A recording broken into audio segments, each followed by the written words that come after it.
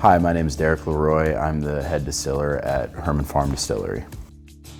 We've been in operation since 2018. We produce a full line of spirits, including whiskeys, gins, vodkas, fruited whiskeys, and brandies. My dad has been a winemaker for over 40 years. Ever since I was little, I've been crawling around the winery. I went to school for winemaking, stumbled my way into brewing, and now I'm distilling. Growing up in the wine industry, I've always enjoyed the agricultural aspect of the winemaking process, where you make the wine in the vineyards and then bring it in. And now I use those lessons and perspectives and incorporate that into the distilling process. We've started growing some heritage grains, so I'm going as far as researching heritage types of corn and even new types of corn and grains to find the characteristics I'm looking for in that grain. So I'm ordering the grain, overseeing the planning, bringing it in, milling it, fermenting it. It's definitely not the easiest process, and we're definitely not getting the yield that some of the other distilleries would get, but it's kind of a labor of love for us. I love watching it go from grain to glass. Whiskey is fun to make because it's kind of the full process. We are taking corn, rye, barley, wheat, and we are making beer.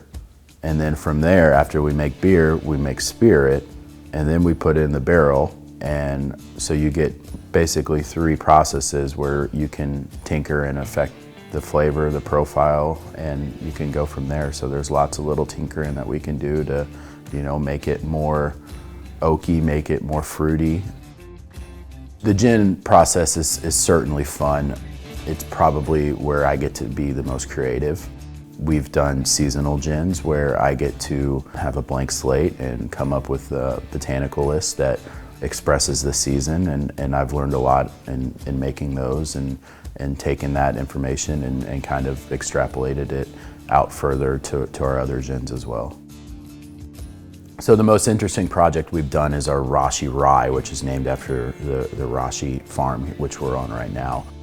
We took our rye whiskey and aged it in ex-Norton barrels. What I expected to take 4 to 6 months took 2 to 3 weeks. There was that much leftover flavor from the Norton in the barrel, and that was a really nice product that I felt kind of rounded out the spiciness of the rye and brought some fruit and forward characteristics out of the Norton into. The barrel aspect is one of the most fun parts of my job. We have everything from brand new 53-gallon whiskey barrels that everybody is familiar with, but then for the brandies, we have brought in new 400-liter French oak cask as well as 30-year-old ex-cognac casks. And we also do some finished barrels, so I get to bring in exotic barrels from around the world and finish our whiskeys in those, and that's been a fun, interesting project for me. I see working on this farm as a privilege. Every day I come back to the distillery, I drive past our shires and I drive through one of the most historic winemaking farms in the world.